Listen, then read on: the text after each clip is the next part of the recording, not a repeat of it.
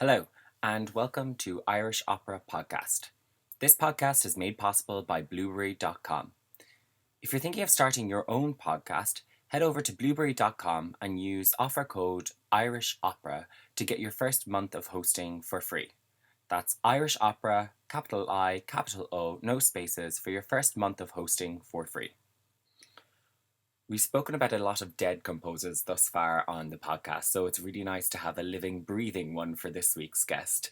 But before we go to that, I want to make a few announcements. So, throughout the month of August, Opera in the Open will be performing 4 operas.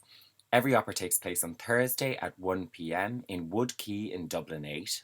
The first one will be The Impresario by Mozart on August 1st. The second, The Rake's Progress by Stravinsky on August 8th. The third will be Lucia di Lammermoor by Donizetti on August 15th, and the fourth and final one will be Faust on August 22nd. All of these are open air events, which at the moment is a good thing. Hopefully it stays that way. The weather has been fantastic. And they're all abbreviated versions of the opera, so if you're just on your lunch break, you'll have plenty of time to get back to work, as it'll all be over and done with by 2 p.m. So this is episode 6, and I can't believe we're already here, but here we are. And at the moment, this is a labour of love for me and my own passion for opera, and hoping to create more interest in the art form here in Ireland. And while this podcast is free for all of you, it's not free to run, and there are costs associated with creating and distributing a podcast. So if you can make any small donations, absolutely anything is appreciated. You can go to patreon.com/Irish Opera Podcast if you'd like to make a monthly contribution, and that starts at just $1 a month. Or if you'd like to make a one-time donation towards the running costs of this podcast, you can email us at irishoperapodcast@gmail.com and make a one-time PayPal donation. Don't forget to follow us on social media, where we announce upcoming guests on the podcast and you can submit questions. Irish Opera Podcast is on Facebook, Twitter, and Instagram. Our Twitter handle is Opera Irish, and on the other 2 platforms we are just Irish Opera Podcast.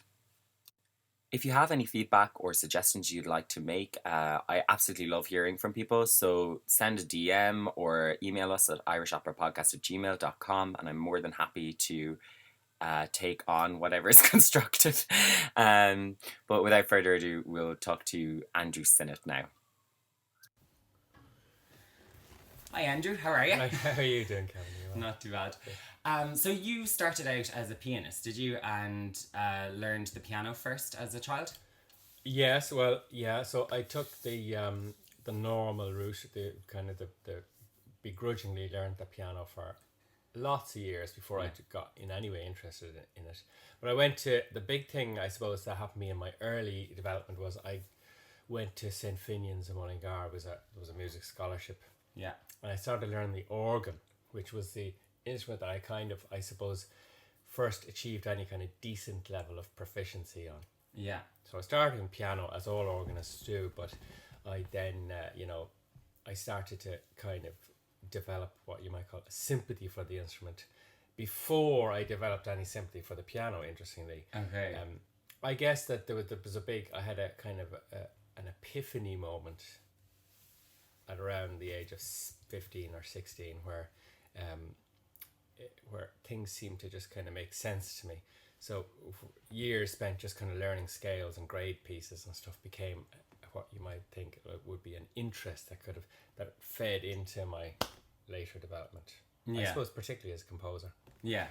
So have you always wanted to be a composer, or did that just come about later on after having done so much piano or organ? And well, that epiphany moment I mentioned, it opened my eyes in many directions, and I started wanting to compose then.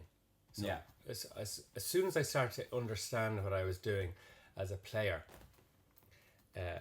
I then wanted to start writing stuff. Yeah. And not only with playing, but also singing. And the first piece I wrote was a choral piece with organ accompaniment. So that's where, so singing in choirs a big influence on me. And, yeah. And what is it about the voice that interests you so much? Because I did see on your list of compositions available from the Contemporary Music Centre that about half of them are with voices, whether it's solo or choir or whatever. So is there something specific about the voice that you're very drawn to? Yes. I think it's text is the thing. Yeah.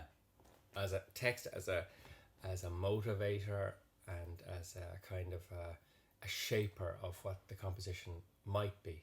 Yeah. And it's a great start. So you're not, if you know, if you're writing a piano piece or an organ piece or whatever it is, a piece for orchestra, it's the world. There are too many possibilities, perhaps. Yeah. With text kind of it helps to define the world that you're gonna bring to life. It gives it a kind of an emotional, a meaning context that doesn't exist without words. And that immediately attracts it. I mean, I love that. Also, hearing music with a specific emotional kind of background or backdrop, or in the case of opera, like dramatic context, it's thrilling to me. Yeah. I mean, I love it. And that's what I love about opera. Yeah.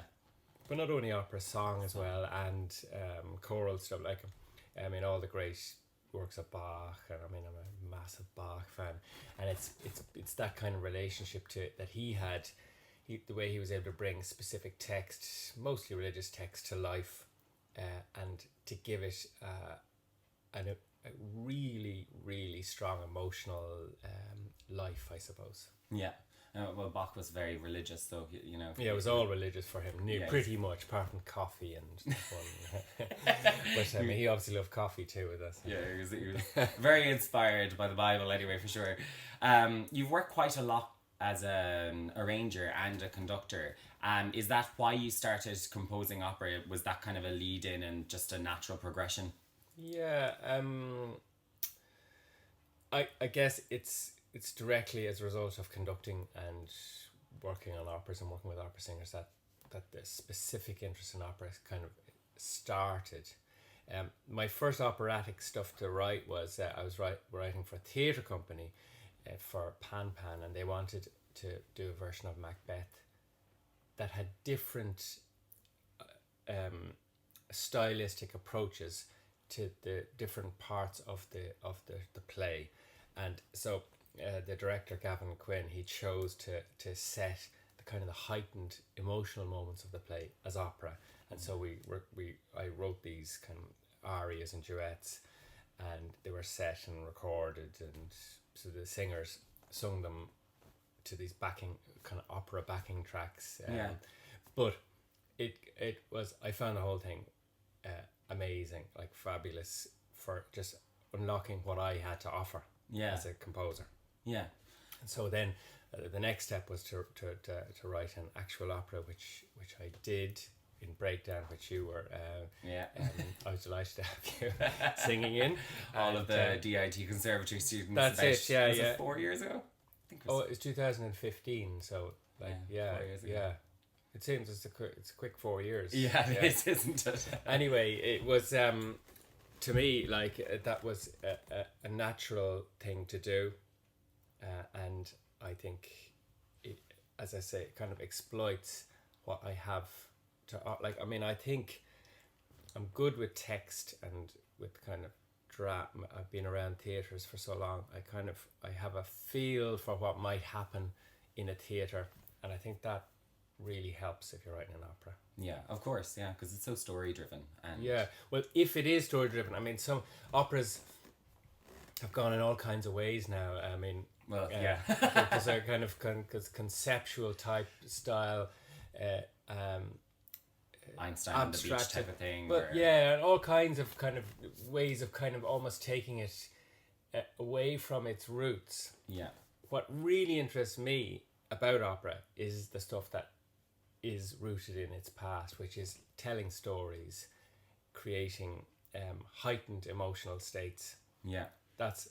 So it's clear to me that's what I want to do, and so I see my own writing of operas as a kind of an extension of the traditions of the past, moving it, I hope, into a kind of a new present, but like with a real sense that this is and a reverence for where it's come from. Yeah. I mean, I do love opera. Yeah. I think that is, I hope that's clear from when I'm writing it. Yeah. That I'm not in any way trying to subvert the or change it. I'm just trying to express what I have to express, and express the story and express the drama in the music that I have. But that's my kind of focus. You know, having done Breakdown, and I heard bits of Dubliners as well, you know, you can come away singing parts of it, and a lot of contemporary music now, you know, we do kind of come away kind of not able to sing any of it, or not be able to pick out themes and stuff, and you know, there is more of that, I think, in how you compose. Well, another thing I love about opera are those kind of big, what you might call Puccini moments, where you for a moment, or for 3 minutes, or for 4 minutes, the story is suspended in this kind of bubble of fabulous music. And then it goes on. Yeah. And there's one thought or one emotion. And I try consciously to kind of get into that space. Yeah. Where you can have the drama kind of speeding along at its speed, the dramatic speed, and then the music can kind of step you out of that for a minute or 2 minutes or 3 minutes, either as a duet or a quartet or an aria, and you're just kind of carried by the strength of the music. Yeah. Related to the emotion of the moment, and then it snaps back into the drama, and that's the kind of stuff I'm trying to do. Yeah. So this isn't your first opera. We've done Breakdown, and you know, that was first presented to the public 4 years ago. Dubliners then premiered 2 years ago at Wexford Festival Opera, which was the first opera by a living Irish composer at Wexford. So you obviously did something right, because they're asking you back again. I stayed alive. Do you think your style has evolved or changed since the public would have heard those two operas? It's a good question. I don't know. I think definitely I'm more confident with what I'm doing. Yeah. I don't know if that translates into a different stylistic thing, or the interesting thing about La Cucina is that it's in Italian. Mm-hmm. That has an effect on the sound world of the whole of the opera. Yeah. And for an Irish audience, a non-Italian speaking audience, it puts more pressure back on the music. So you know the relationship. So for Dubliners, a fabulous collaborator, Arthur Reardon, who wrote the text, and his libretto was, you know, in itself a fabulous little piece of art that immediately spoke to Irish audiences, I think, because of the language in it, kind of this Irishy kind dialect, of turn of phrase, and but the humour of it and all those things. It's for La Cucina, which is a really humorous libretto, it'll be more humorous for Italians than for Irish people, and that's just the plain nature fact of it. Yeah. Yes. So there's maybe for an Irish audience there's more pressure on the music to carry the whole thing, which I'm fairly confident it will. So the opera La Cucina is linked to the opera it has been put with as a double bill, Adina. The story of the baking of the cake for Adina's wedding is the story of La Cucina, and the libretto is by Rosetta Cucci. Am I saying that right? Cookie. Yeah. Did Rosetta approach you with the idea, or how did the partnership come about? Well, Rosetta was has been for many years the associate artistic director in Wexford. So she was there when Dublin was just done, and she liked it, thankfully. Yeah. And so she had the idea. The idea of the co-production with the Rossini Festival in Pesaro and Wexford had been there. They were going to do that anyway. But you know, it's only an hour and 20 minutes long. So they felt maybe we need another piece. There are plenty of short operas that could go with it. But Rosetta, I think, was keen that it would be something new. I hadn't had the idea for this piece, linking the two productions rather than the subject matter in a way. So because the set for Adina is a fabulous looking set. It's a beautiful. I've seen the images online. It's amazing cake. I mean, absolutely beautiful. A big wedding cake. Yeah. In its 3 tiers, so she had the idea that wouldn't be nice if the story was the making of this cake, and the little dramas of the people who are in this kitchen trying to make this cake, and so it's a comedy. It's kind of farcical in some ways, but plenty of kind of emotion as well. I mean, the story of the main character Bianca, who's the assistant to the chef. Basically, she's devoted to him, but is badly treated by him, and so it's those kind of this kind of pull and tug of her loyalty and her, her own self-esteem. And so it's basically that those kind of things that are happening. Plenty of aggro. Plenty of big emotions as well in it. But at the root of it, it's a fun show. So this is a co-production with Rossini Opera Festival. Are there hopes that La Cucina will travel with it and be performed again? I guess there are. I mean, the Adina's already been done in Pesaro, so it's not going to immediately travel. But I guess it's I learned some lessons from doing a breakdown, in the sense that if you write a piece for 18 solo singers and an orchestra, it reduces your chances of getting it actually done, So it's much more manageable. There are 5 performers, 4 singers and a non-singing actor and orchestra, but a manageable orchestra, I'd say, you know what I mean? So, and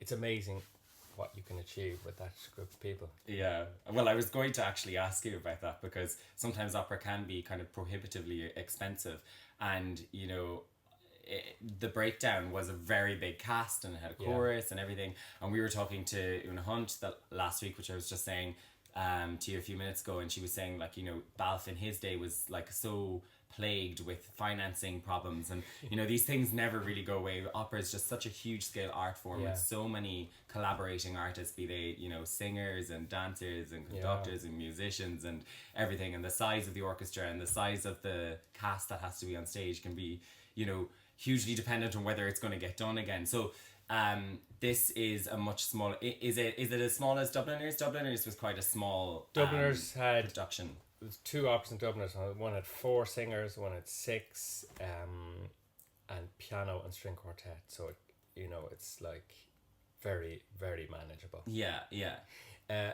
So La Cucina obviously has an orchestra, but it's the same orchestra as the Rossini, the Adina. So it's a much larger orchestra than Dubliners. Yes, and what you get obviously from an orchestra is an amazing range of colour. And that's not to say that you can't get colour from string quartet and piano. Of course, it's full of colour as well, but it's way more timbres to work with. It's a different experience. Experience. And it's like one is a chamber experience. It feels like you want to experience it in a smallish space, so that you're close to things. The other, with an orchestra, actually you're better to stand back a bit. It's bigger. You need to be able to view it from a bit more of a distance. For your first 2 operas, I think you conducted both of them yourself. So is it strange to hand that reins over to someone else to conduct this time? I guess so. We'll see. I've spoken to Michele Spotti. Is the guy who's an Italian guy. He seems lovely. He seems enthusiastic to have me around, which surprised me. And so I'm looking forward to working with him. So he's not expecting any headlocking or... I know, But I one thing, when you're in it, when you're very close to it and you're rehearsing it, sometimes you don't hear the things that need to be heard. For instance, I had while doing Dubliners, kind of a weird experience that during the rehearsal period, I developed bad habits for the piece that I didn't really identify until I listened back to a little recording I made of the Sitzprobe. I think, oh, that's too fast. That's not long enough. That's all wrong there. I made loads of immediate and drastic changes after the Sitzprobe. Because I'd kind of lost perspective on it. Yeah. So that won't be happening with... I suppose when you're conducting and when you're playing as well, because you played the piano, did you? Yeah, exactly. It's very close. Yeah, you're very close, and I suppose you have so many things that are immediate, that need your immediate attention, that you're maybe not able to listen to everything that's going on, or maybe get that kind of slightly removed perspective. Absolutely. I think it is, you do need to be able to stand back.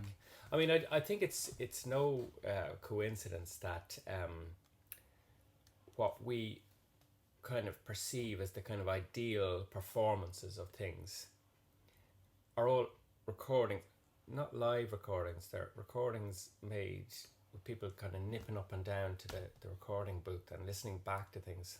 Yeah.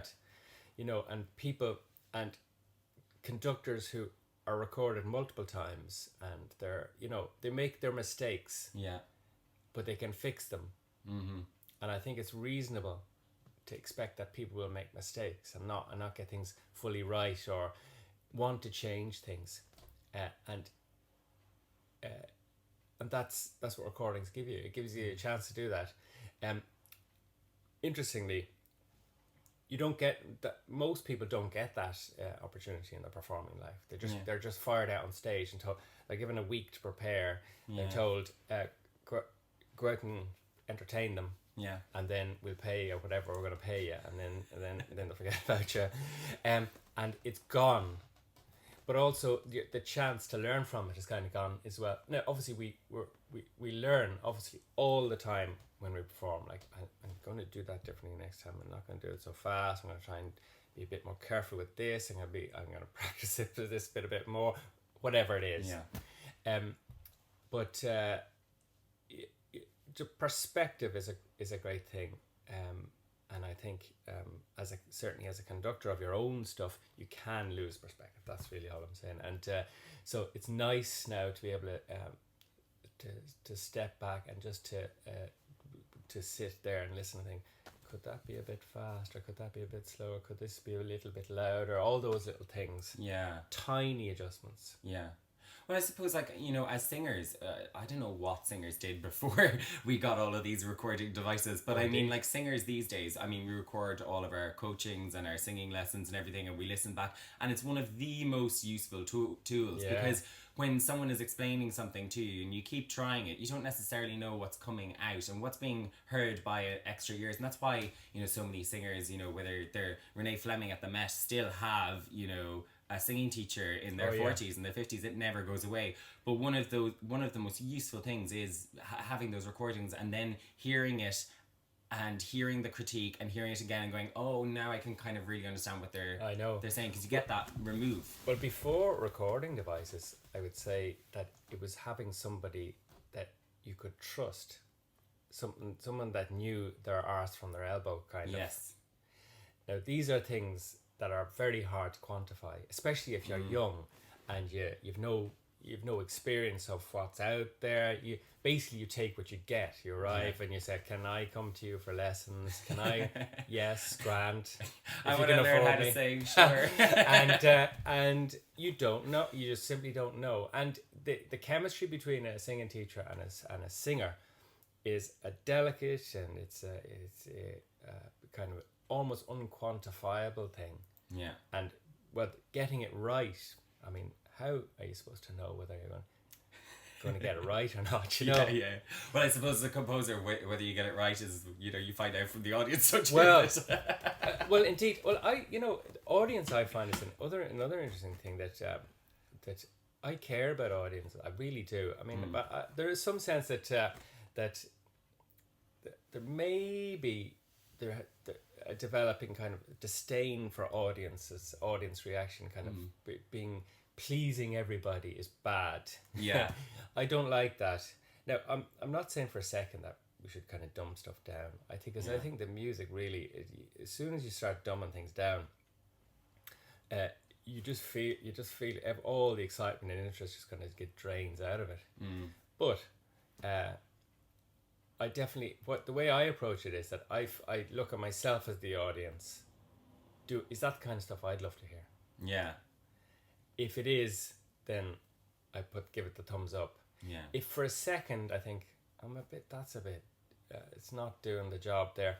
Even for a stretch of even just a single chord. Yeah. Why I can't understand that chord. It has to change. Yeah. So it's down to every, micromanaging every single moment, but also managing the big stuff as well, the sweep of it. That's the challenge of the composer, if you ask me, because because you have to deal with both. You have to deal with the micro and the macro, and both have to be successful in order for it to be great stuff. Yeah, and I mean, there's a lot of things. There's a lot of compositions nowadays where it's a great idea and makes so much sense on paper, and when they explain it to you, it's great, and you think, oh yeah, I totally get that, that's great and whatever, and then you hear it and you kind of go, oh no, I don't know about that at all. And it is kind of trying to figure out what works and what doesn't, isn't it? It has to be hourly interesting, I think, or it's hard to say to please audiences in the sense that sometimes you say, oh yeah, well, does it have to be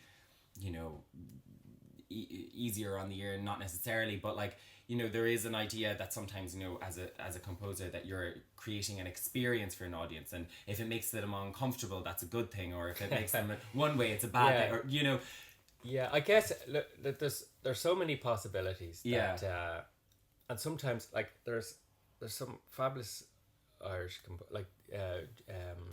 Jennifer Walsh now, who I think is a real talent. She's genuinely kind of pushing boundaries, not I guess probably consciously, I don't know her, but she's what interests her is finding stuff that hasn't been done, and just kind of, and opens your, and kind of blows your mind in this way or in that way.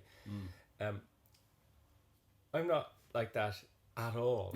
I mean, I love Jennifer stuff, but there's no way in a million years that I would be interested in trying to explore that side of myself, because maybe it doesn't exist. I don't know. I'm much more interested in dealing with small problems, not big. I'm not looking to push the boundaries of music, or I'm looking to tell stories and to do those kind of things. Yeah.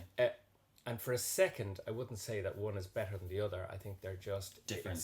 They exist, approaches, coexist. In fact, now, because Jennifer's doing very well for herself, I'm starting to eke out a modest space as a composer, and and I think it's only with the benefit of age that I'm able to kind of not be worried about trying to be experimental and new the whole time, because that, to me, that was a real inhibiting factor for me as a young fella. Because I mean, when I started the Crash Ensemble with Donica Dennehy, I was surrounded by the new and the expectation for newness. What I discovered mostly about that was that I never none of it really ever sounded new. Yeah. That's why Jennifer's stuff is interesting to me, because she somehow makes things surprising and genuinely breaks out of the boxes that we may have. So she's unusual in that regard. But I was constantly and going in and out of the Arts Council as well, seeing every application that goes into the Arts Council has experimental written on it, and I think that where's the experiment? Where's the new stuff there? And I could never really locate the experiment. Yeah. And so again, experimental is a word I would use very, very, very carefully, and so little of music actually is experimental. So little of it explores new sound worlds, even though it says it does. So I'm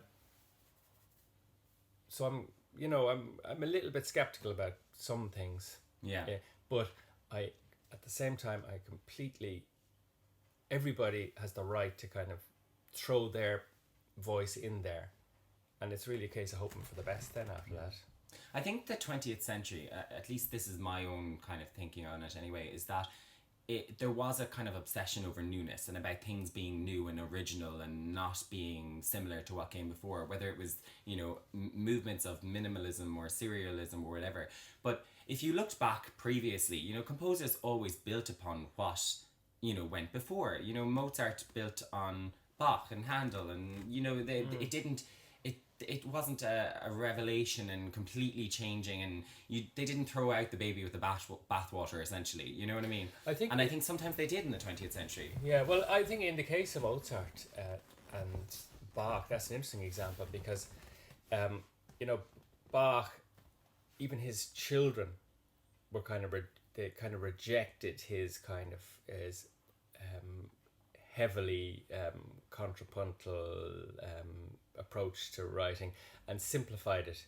I think maybe in a way that you might compare the way that minimalism kind of evolved as a kind of a not a simple thing, but like a sonically kind of more straightforward musical voice. And so classical music maybe was sonically more straightforward. It thinned stuff out, became more. I don't want to be this. I can be treading in dangerous territory here, but interestingly with Mozart, he started dipping as soon as he kind of had done all that. He started dipping back into Bach. That's hard to say. Yeah. Back to like in the Magic Flute, for instance. Yeah.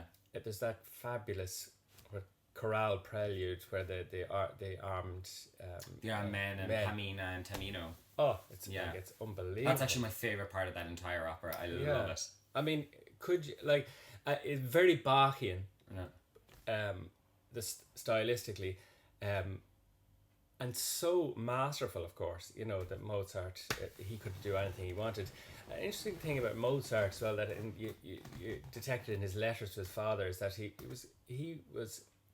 had actual disdain for his listeners in the sense that he realised that he was dumbing stuff down to an extent so that he would be popular. Yeah. Well, in those days as well, they had to be popular to, survive. It wasn't like there was an arts council. Well, indeed. And so if you had an idea and it could be justified and you can get funding from an arts council, that you can make music maybe that would never have been made. Whereas back in his time, he had to please the people because if the people didn't come, he didn't have a living. Yep. God, yeah, absolutely, yeah. I mean, it's still the case that you have to kind of fight for a living as a musician. Yes. It's tough. Yeah. You know that. I mean, anyone who tries to make a living as a musician is they're not stepping into an easy life. Yeah, no. And they have decided for themselves that they're not going to be, driving sports cars around the place. Yeah. Early on.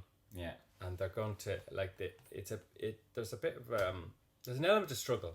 Yeah. Even now, and that's irrespective of the existence of arts councils. Yeah. Because the fact of the meagre resources of our arts council are the competition for it is enormous. It is, yeah. If you're a composer and you're relying on arts council funding to get commissions, the truth is that only a very small number of composers could hope to survive on that, if any.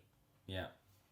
Well, I don't think anyone survives on it totally. I mean, they certainly teach or they perform or they they're like you yourself. I mean, you're a composer, but your living comes from teaching and from arranging and from conducting and from composing and from and I think there's a bit of a jack of all trades element to being a musician. You have to do more than just one thing. Sometimes you can't just if you have a particular interest, you can't really just rely on that one thing, I think. Certainly. I mean, I think for making a living, it's the big conundrum, I think, for people who if most musicians, you go up, you start off with a specialty in a way. You start off learning piano or learning singing or something, and the expectation maybe internally is that that's where you're going to that's where I'm going to make my living. I'm going to be like playing, Schubert sonatas, and I'm going to be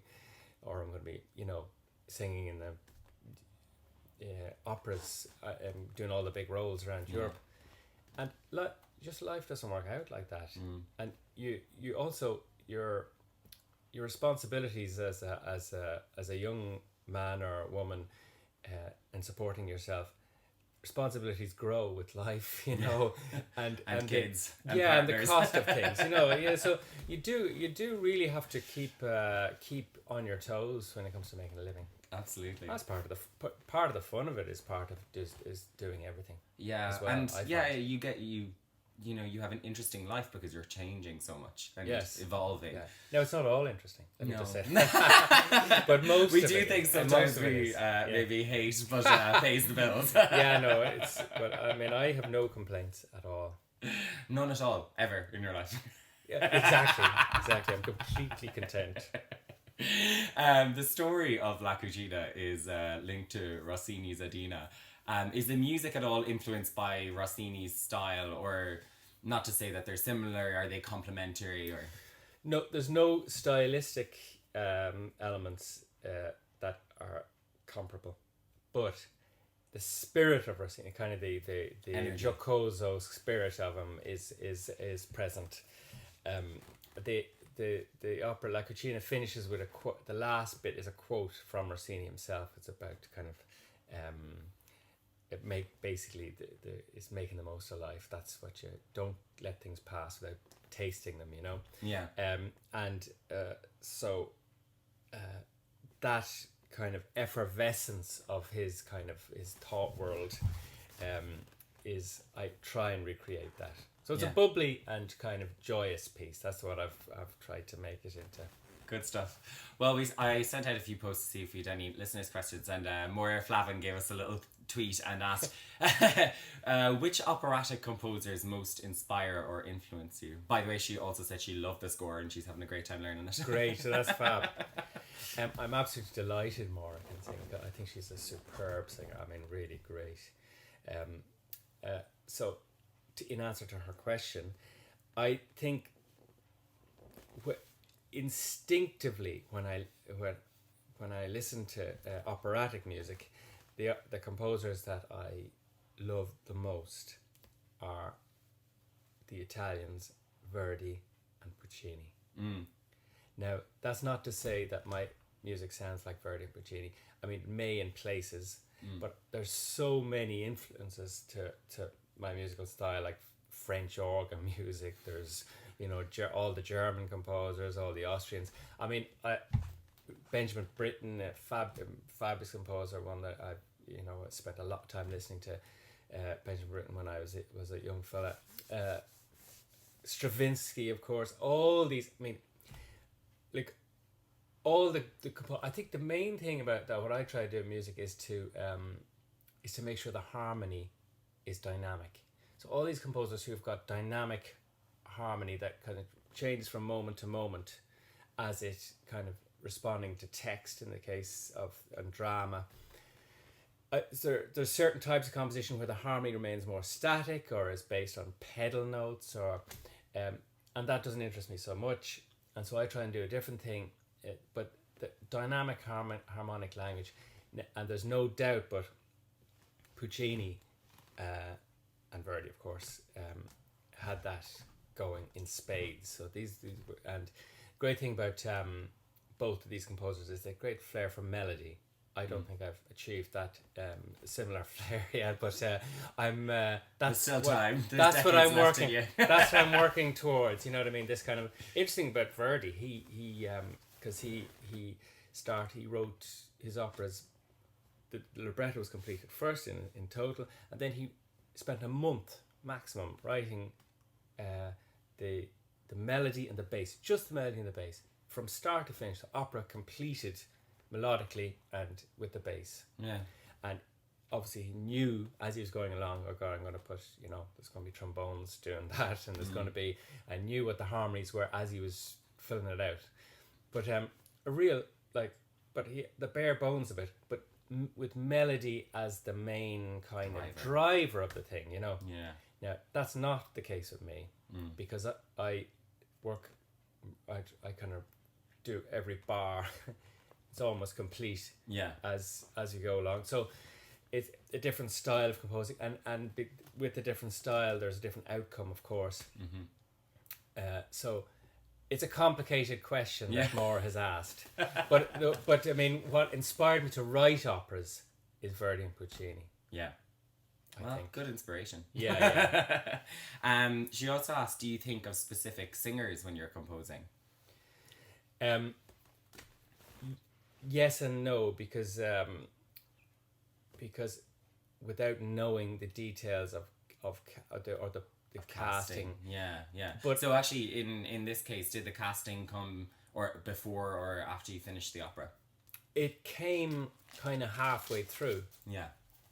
Yeah. So that was interesting. Yeah. So you knew who it was then. Yeah. Had you heard them or? Well, I mean, the three other singers, I know one of them, the other two I've never heard. Okay. And so I'm relying on Rosetta's description of their voices. And with Maura, I had worked with her before. We'd done the Maria Callas show together. Yeah. And so she, I knew she was superb, lyric, fabulous, full voiced, wonderful singer. And did that influence a little bit how you finished then, knowing what to expect? Well, because sonically. Well, in that, I mean, myself and Rosetta had talked about it. Rosetta was keen that there was an Irish singer, and I was keen as a result that it would be Maura, because she was the perfect. She fitted exactly where I thought that, in terms of the weight of voice, and I mean, you have this orchestra; it's a certain size. The voice has to be able to ring over it. There's all these things, but it also has to be expressive and all the usual stuff. Yeah, and Maura has it in spades, so she's great. So just before we go, is there anything else you'd like to let people know about the opera before we go? I think we covered just all bases. if you're a kind of an opera skeptic, this might be the opera for you. Okay. This might sound like I don't want to sound kind of big-headed or anything, but I think just the relationship. It's a really tight relationship between the music and the drama, without ever losing a sense of kind of just the wonder in sound and beauty and all those things that really concern me. That things should be a fabulously beautiful kind of expressive experience, but also it has to be dramatic, or else we just lose interest in it. So there's what I go for is a real tight combination of both, and I think that even non-Italian speakers, which most of the audience will be, will get all of this. I think it's clear.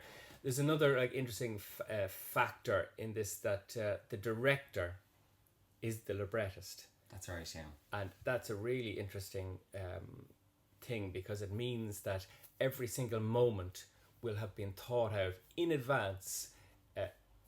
The dramatic consequences will have been thought out in advance, and that's I suppose it's rare enough. I mean, maybe it's not, but it's rare enough that the director and the writer's vision is absolutely in sync. Yeah.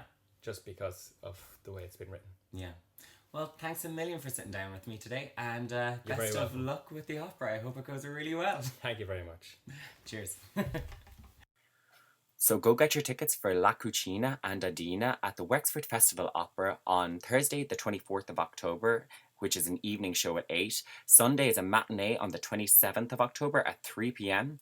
Another evening performance on Thursday the 31st of October, and a final performance at 5 p.m. on Sunday the 3rd of November. Until next time, slán!